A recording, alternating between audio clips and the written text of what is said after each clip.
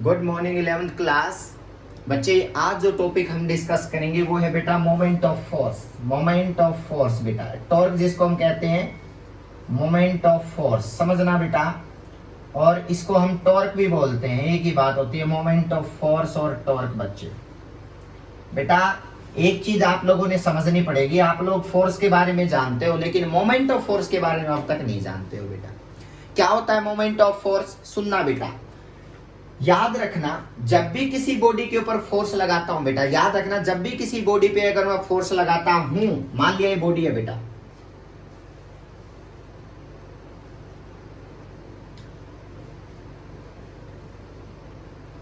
Force बताऊं ये बेटा, अगर ये फोर्स लगाया लेकिन मुझे पता है ये गाड़ी स्ट्रेट जाएगी, फोर्स की डायरेक्शन चेंज नहीं होगी बेटा।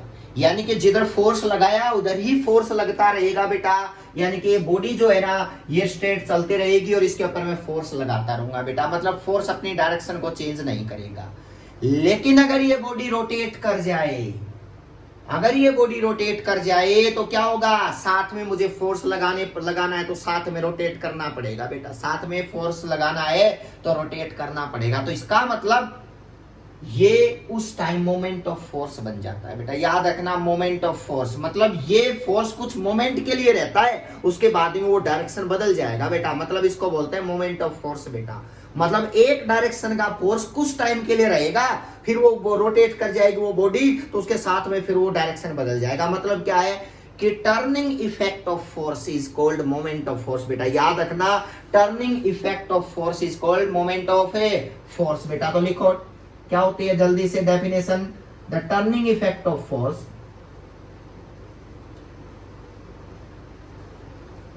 The turning effect of force बेटा is called moment of force बेटा। याद रखना इसका दूसरा नाम टॉर्क भी होता है बेटा, टॉर्क।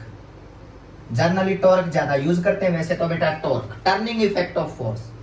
अब बात आती है ठीक है सर, फोर्स लगाए रखना है तो साथ में घूमना पड़ेगा उस बॉडी के, अगर उसको मूव करवाते रहना है तो बेटा तो क्या होगा?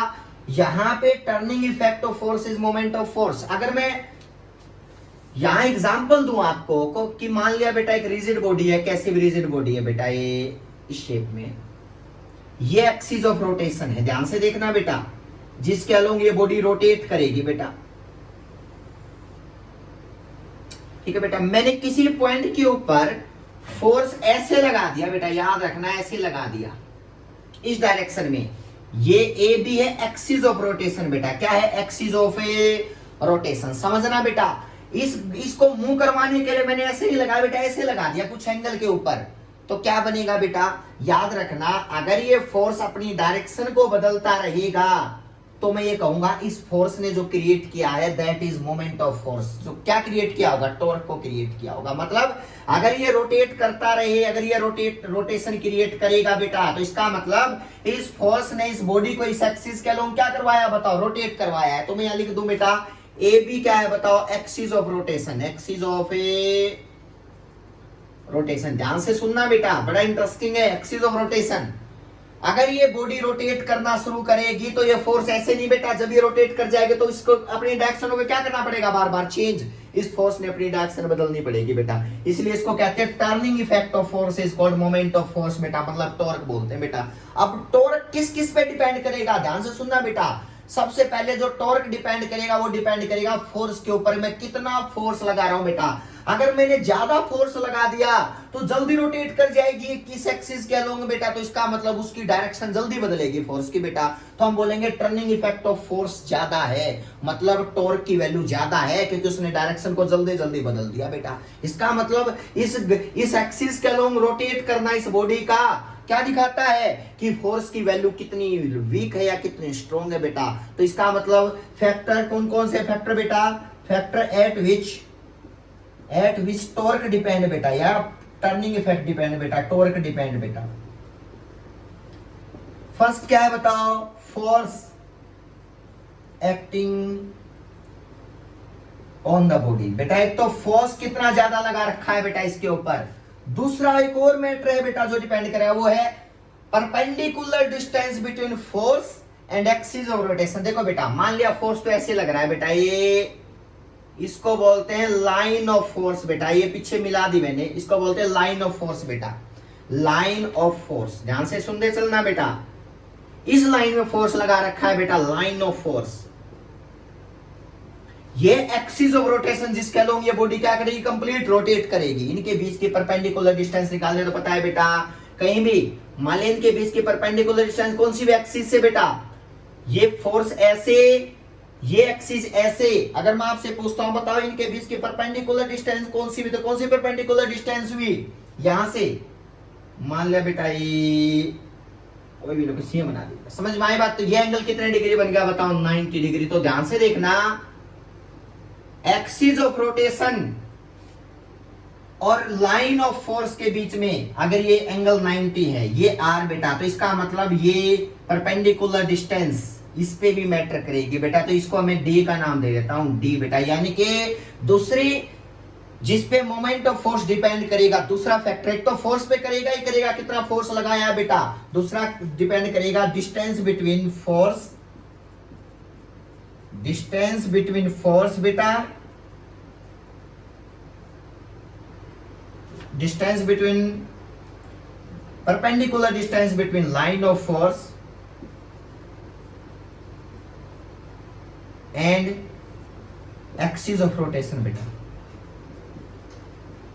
ध्यान से देखना बेटा, इन दो फैक्टर पे डिपेंड करेगा।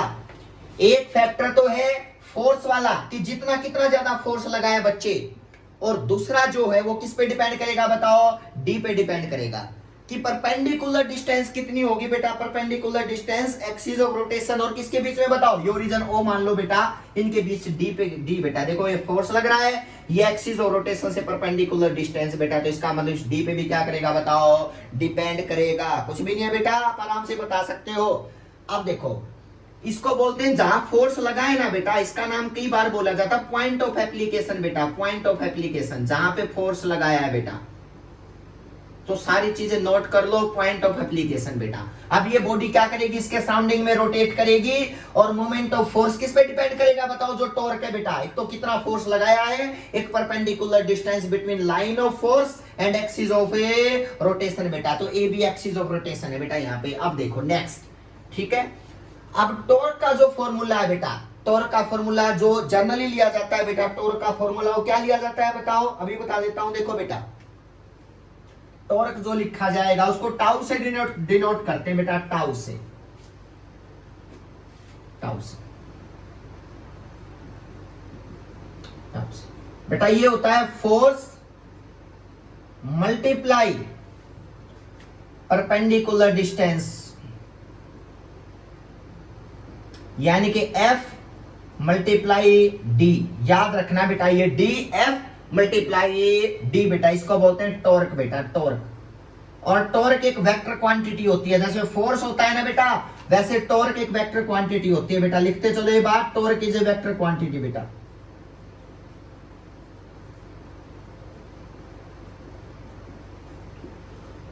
ठीक है बेटा, the direction of torque is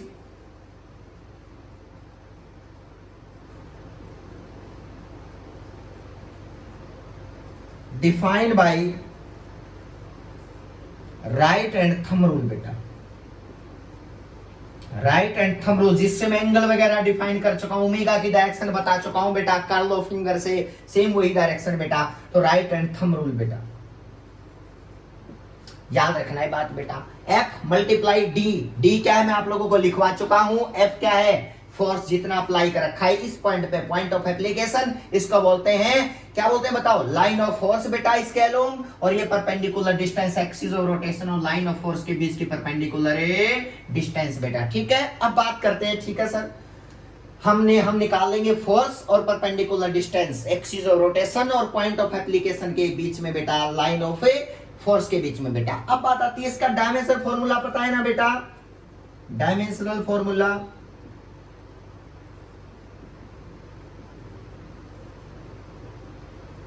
वो बता सकते हो आप, ये फोर्स का M1L1T - 2 और ये L और बन गया बेटा, तो इसका डायमेंशन फॉर्मूला और क्या बन गया बताओ, ML2 t माइनस टू, ये सारी चीजें नोट करते चलो बेटा वेक्टर क्वांटिटी। अब कुछ एजम्पशन है बेटा जो आप ले सकते हो, कुछ एजम्पशन है, वो कौन कौन से है बताओ बेटा। अगर टॉर्क जो है, देखो बेटा यहां पे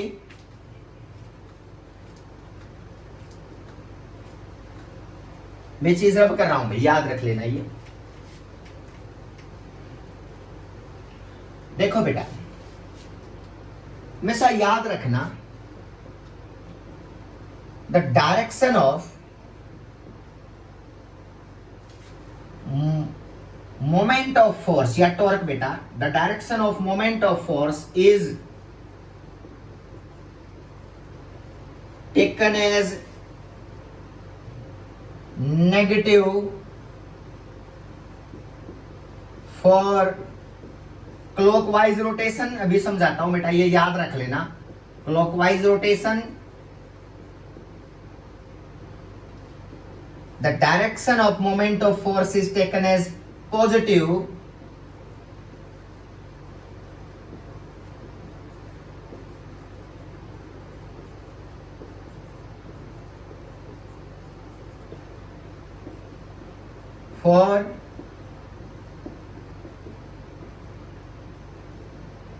फॉर किसके लिए बताओ, फॉर एंटी क्लॉकवाइज रोटेशन।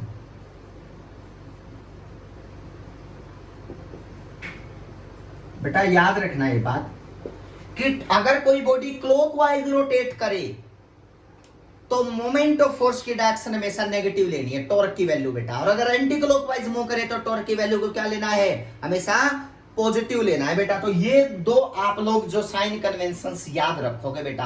अब इसका मैं रीजन बताऊं भी मैं आप लोगों को, लेकिन फिलहाल आपने चीजें क्या रखनी है, याद रखनी है बेटा। अब बात आती है कि ठीक है सर ये चीजें हम कर लेंगे, अब ये यहां कहां जाके प्रूव होंगी बेटा, आप खुद बताना मुझे। अगर मैं आपसे कहूं कि देखो बेटा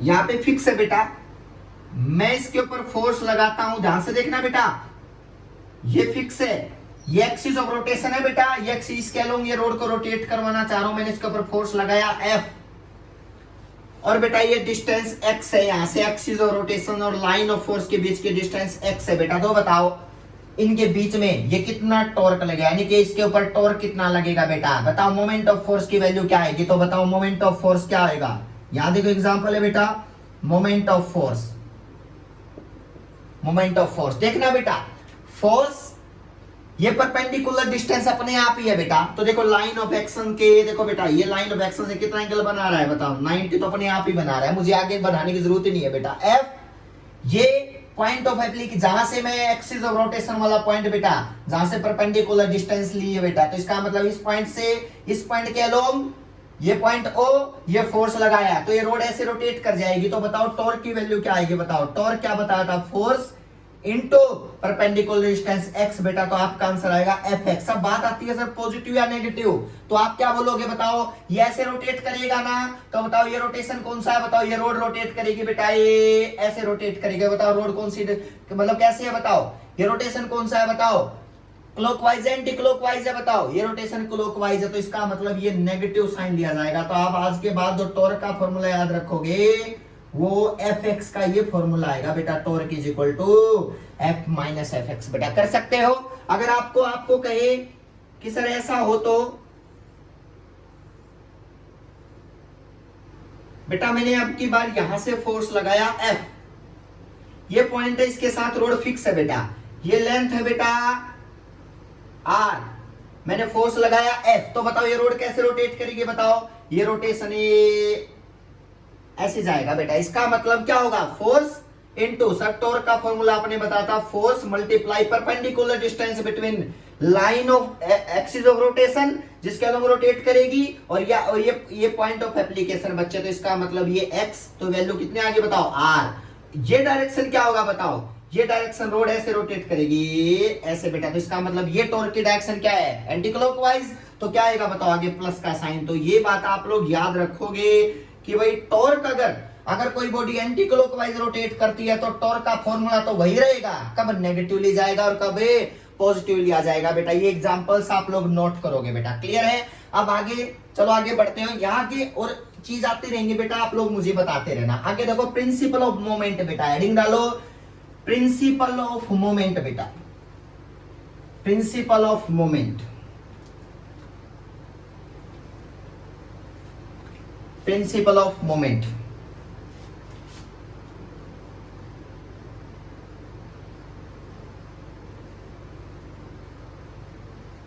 इसकी स्टेटमेंट बहुत इंटरेस्टिंग है बेटा, देखो according to principle of moment, principle of moment when a body is in equilibrium, when a body is in equilibrium, मैं बताऊंगा इक्विलिब्रियम क्या होता है बेटा। When a body is in equilibrium,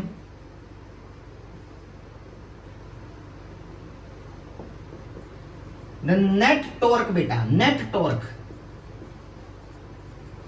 net torque according to principle of moment when a body is in equilibrium, then net torque about a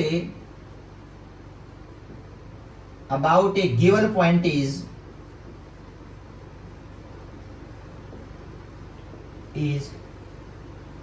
zero। बेटा ये statement होते हैं प्रिंसिपल ऑफ मोमेंट की बेटा। अगर कोई बॉडी इक्विलिब्रियम में है ना तो समझ जाना उसमें नेट टॉर्क जीरो है। ये स्टेटमेंट होते हैं प्रिंसिपल ऑफ मोमेंट की। ले लिखो that because the sum of all clockwise rotation to clockwise rotation, the sum of all clockwise rotation torque taken as negative and sum of all anti-clockwise torque